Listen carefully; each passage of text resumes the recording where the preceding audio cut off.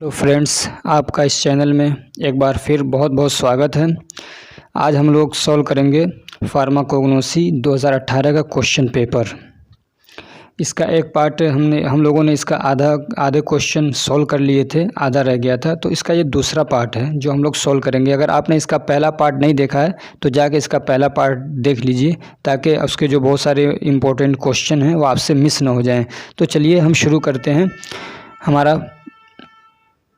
हमारा पहला क्वेश्चन है, right short note on any four. कह रहे कि ये नीचे जो इतने सारे दिए गए हैं इसमें से किसी फोर पे शॉर्ट नोट लिखिए। क्या क्या है? ट्रेगाकंथ है, लेमन ग्रास ऑयल है जो कि इस बार सिलेबस में नहीं है हमारे। एक तीसरा क्या है? आगर है, गुआर गम है, बेंजोइन है और कोरिएंडर है। अब वो इनमें से कौन सा आ जाए कुछ पता नहीं, लेकिन ट्रेगाकंथ है, ये बहुत बार बार पूछा है इसको। ट्रेगाकंथ हो गया, आगर हो गया, गुआर गम, ये तीनों फार्मास्यूटिकल एड्स में आते हैं, इनको बार बार पूछा है।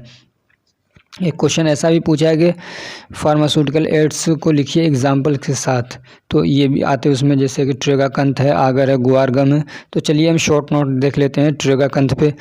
ट्रेगाकंथ is a pharmaceutical aid, it is used in pharmaceutical preparation. Tragacanth क्या एक फार्मास्यूटिकल एड है और ये फार्मास्यूटिकल प्रिपरेशन में यूज़ होता है।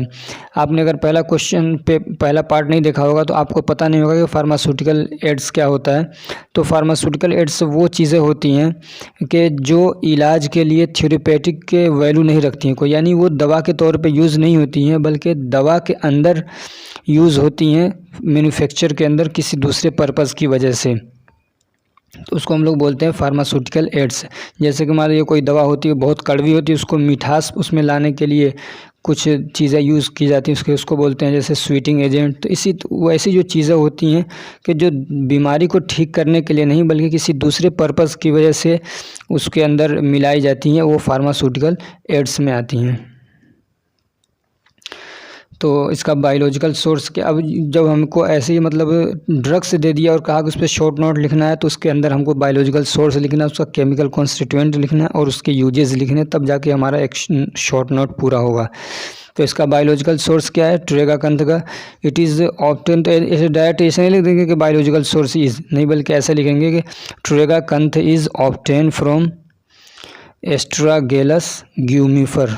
एस्ट्राग्यूलस ग्यूमिफर इसका क्या है? ये बायोलॉजिकल सोर्स है। तो इस तरीके से बना के लिखेंगे कि ट्रेगाकंथ इज़ ऑब्टेन्ड फ्रॉम एस्ट्रागेलस ग्यूमिफर, एस्ट्रागेलस ग्यूमिफर। तो इस तरीके से पूरा बनाएंगे इसको। इसका केमिकल कॉन्स्टिट्यूएंट क्या है? तो लिखेंगे केमिकल कॉन्स्टिट्यूएंट, इस तरीके से हेडिंग डालिए, फिर लिखिए ट्रेगाकैंथीन इज़ फाउंड इन ट्रेगाकंथ। ट्रेगाकैंथीन इसका क्या है? केमिकल कॉन्स्टिट्यूएंट है। ट्रेगाकैंथीन इज़ फाउंड इन ट्रेगाकंथ। अब इसके यूजेस क्या है देख लेते हैं। यूज़ मतलब ये किस तरीके से यूज़ होता है। It is used as a demulcent in cough and cold preparation.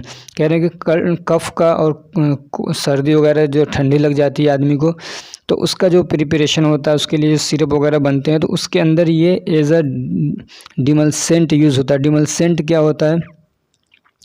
Demulcent वो चीज़ें होती हैं जो इन्फ्लामेशन को कम करती हैं। इन्फ्लामेशन में उसमें कई सारी चीज़ें आती हैं, उसमें मेन होता है कि सूजन हो गया हो या दर्द हो रहा हो, तो ऐसी चीज़ों को इन्फ्लामेशन बोलते हैं, तो उसके तौर पे यूज़ होता है। दूसरा, it is use as a pharmaceutical aid, ये फार्मास्यूटिकल एड्स के तौर पे यूज़ होता है। ऐसे हम बना सकते हैं इसका पॉइंट और कर सकते हैं। It is use as a thickening agent. Thickening agent क्या होता है? थिकनिंग एजेंट क्या होता है? वो चीज़ें जो किसी चीज़ को गाढ़ा करने के लिए यूज़ होती हैं, उसको बोलते हैं थिकनिंग एजेंट। अब हमारा दूसरा आंसर इसका सी है, आगर। आगर पे हमको एक शॉर्ट नोट लिखना है, तो इसके बारे में क्या लिखेंगे कि it's biological source is Rhodophyceae. इसका बायोलॉजिकल सोर्स क्या है? रोडोफाइसी। यह भी कह सकते हैं कि ये Agar is obtained from Rhodophyceae and chemical constituent found in Agar is Agar, Agar खुद ही एक क्या है, ये केमिकल कॉन्स्टिट्यूएंट है, उसका वही नाम रख दिया गया है। अब इसका यूज़ क्या है, it is use as a pharmaceutical aids, ये फार्मास्यूटिकल एड्स के तौर पे यूज़ होता है। दूसरा, it is used as a emulsifying agent, ये इमल्सिफाइंग एजेंट के तौर पे यूज़ होता है। इमल्सिफाइंग एजेंट क्या होते हैं, जैसे दो इमिजिबल चीज़ों को जो मिलाने के लिए जो चीज़ें यूज़ होती है उसको इमल्सिफाइंग एजेंट बोलते हैं। जैसे मान लीजिए तेल है, अब उसके अंदर पानी में मिलाते तो नहीं मिलता आसानी से, तो कुछ ऐसी चीज़ उसमें डाल दें कि जो तेल को एकदम पतला कर दे और पानी में आसानी से मिल जाए, तो ऐसी चीज़ जो होती है उसको बोलते हैं इमल्सिफाइंग एजेंट।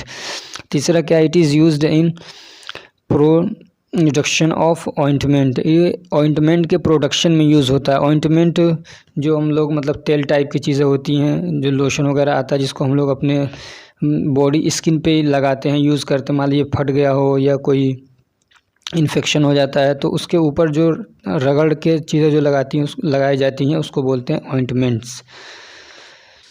अब हमारा है कि गुआर गम के ऊपर एक शॉर्ट नोट लिखना है। तो गुआर गम क्या है, गुआर गम इज़ अ फार्मास्यूटिकल एड, गुआर गम क्या है, एक फार्मास्यूटिकल एड है। इट इज़ ऑब्टेन फ्रॉम, इतना लंबा इसका मतलब वो बायोलॉजिकल सोर्स नाम है, देख लीजिए बहुत भयंकर। साइमोप्सिस क्या है, फ्रॉम साइमोप्सिस टेट्रागोनोलोबस, सियामोप्सिस टेट्रागोनोलोबस, ये इसका क्या है, बायोलॉजिकल सोर्स है। इसके अंदर केमिकल कॉन्स्टिट्यूएंट क्या पाया जाता है, तो वो है गैलेक्टोमेनेन, गैलेक्टोमेनेन ये गुआर गम के अंदर केमिकल कॉन्स्टिट्यूएंट पाया जाता है। अब हमारा बेंजोइन है, benzoin is a antiseptic drug, benzoin क्या है कि एक एंटीसेप्टिक ड्रग है। It is obtained from styrax benzoin, ये स्टाइरेक्स बेंजोइन से ऑब्टेन होता है, हमको मिलता है। And chemical constituent found in it is benzoic acid, और इसके अंदर जो केमिकल कॉन्स्टिट्यूएंट पाया जाता है वह है बेंजोइक एसिड। अब देख लेते हैं इसका यूज़ क्या है। It is used as a antiseptic, antiseptic के तौर पे यूज़ होता है। एंटीसेप्टिक क्या होता है कि हमारा जो बॉडी का सरफेस है तो उसके ऊपर जो चीज़ें हम लोग यूज़ करते हैं, यानी माइक्रोब्स को, यानी बैक्टीरिया हो गया और भी जो भी माइक्रोब्स हैं, फंगल हो गए, उनको मारने के लिए या किल करने के लिए जो भी दवाएं हम लोग यूज़ करते हैं वो एंटीसेप्टिक होती हैं। इट एक्ट्स एज एक्सपेक्टोरेंट, ये एक्सपेक्टोरेंट की तरह काम करता है। एक्सपेक्टोरेंट क्या होता है, जो हमको खांसी आती है तो उसमें बलगम निकलता है, तो उसको ठीक करने के लिए, जिसको स्प्यूटम बोलते हैं, उसको बलगम को हमारी मतलब लंग्स से निकाल के बाहर करने के लिए जो दवा यूज़ होती है उसको बोला जाता है एक्सपेक्टोरेंट। और कैसे यूज़ होता है, it is used as a carminative and diuretics, ये कार्मिनेटिव और डायूरेटिक्स के तौर पे यूज़ होता है। कार्मिनेटिव क्या होता है, हमारे पेट से जो एसिडिटी है उसको जो निकालने के लिए, गैस को निकालने के लिए जो दवा यूज़ होती है, जो ड्रग्स यूज़ होती है, उसको बोलते हैं कार्मिनेटिव्स।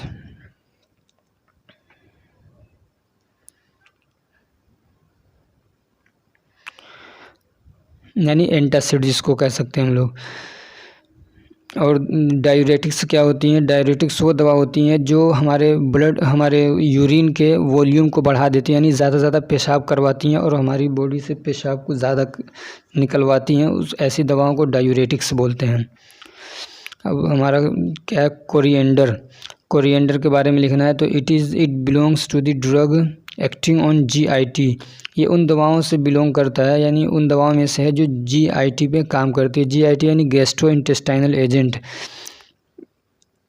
अब इसका बायोलॉजिकल सोर्स क्या है, कोरिएंड्रम सैटिवम इसका बायोलॉजिकल सोर्स है। और केमिकल कॉन्स्टिट्यूएंट इसके अंदर क्या पाई जाती हैं, तो इसके अंदर केमिकल कॉन्स्टिट्यूएंट पाया जाता है वोलेटाइल ऑयल, फिक्स्ड ऑयल। इसके यूजेस क्या हैं, it lowers blood sugar level, ये ब्लड शुगर लेवल को कम करता है। किसी का शुगर बढ़ रहा है तो उसको ये कोरिएंडर यानी धनिया खाना चाहिए, तो उसका ब्लड शुगर लेवल कम होगा। इट लोअर्स ब्लड प्रेशर, ये ब्लड प्रेशर को भी कम करता है। इट प्रिवेंट्स फूड पॉइजनिंग, ये फूड पॉइजनिंग को क्या करता है, रोकता है, यानी खाने की वजह से किसी के अंदर जहर नहीं फैलेगा अगर वो धनिया खाता है तो। इट हेल्प्स इन डाइजेशन, ये डाइजेशन में हेल्प करता है, यानी खाने को पचाने में हेल्प करता है। It prevents urinary track infection, ये यूरिनरी ट्रैक इन्फेक्शन को रोकता है। यूरिनरी ट्रैक इन्फेक्शन क्या होता है, जहाँ पे मतलब पेशाब बनता है, वो पूरा ट्रैक जो है उसको यूरिनरी ट्रैक बोलते हैं, तो उसके अंदर इन्फेक्शन को ये रोकता है। तो ये हमारा 2018 का क्वेश्चन था, तो हमने सोल्व किया। इसके अलावा भी हम लोग 2017 का, 2019 का, 2016 का भी क्वेश्चन सोल्व करेंगे। तो इसके लिए आप हमारे साथ बने रहिए। उसके लिए तरीका ये है कि आप हमारे चैनल को सब्सक्राइब करिए और नोटिफिकेशन के बटन को दबाइए, ताकि जैसे ही कोई वीडियो अपलोड हो तो आपको उसकी इन्फॉर्मेशन जल्दी से आसानी से मिल सके। इसके अलावा और भी बहुत सारे क्वेश्चन पेपर हमने सोल्व कर रखे हैं, जैसे फार्मास्यूटिक्स हो गया, केमिकल फार्मास्यूटिक्स हो गया, ह्यूमन एनाटॉमी एंड फिजियोलॉजी हो गया। ऐसे ही फार्मास्यूटिक्स के most important question, human anatomy के मोस्ट इंपॉर्टेंट 10 ऐसे क्वेश्चन जो पिछले 10 सालों में सबसे ज़्यादा रिपीट हुए हैं। इसी तरीके से हम इसके भी 10 ऐसे क्वेश्चन ला रहे हैं जो पिछले 10 सालों में सबसे ज़्यादा रिपीट हुए हैं। तो इन सब का फ़ायदा उठाने के लिए आप हमारे साथ जुड़िए। अगर कुछ समझ में नहीं आ रहा तो कमेंट करिए, हम आपको आंसर देने के लिए तैयार हैं। Thank you so much.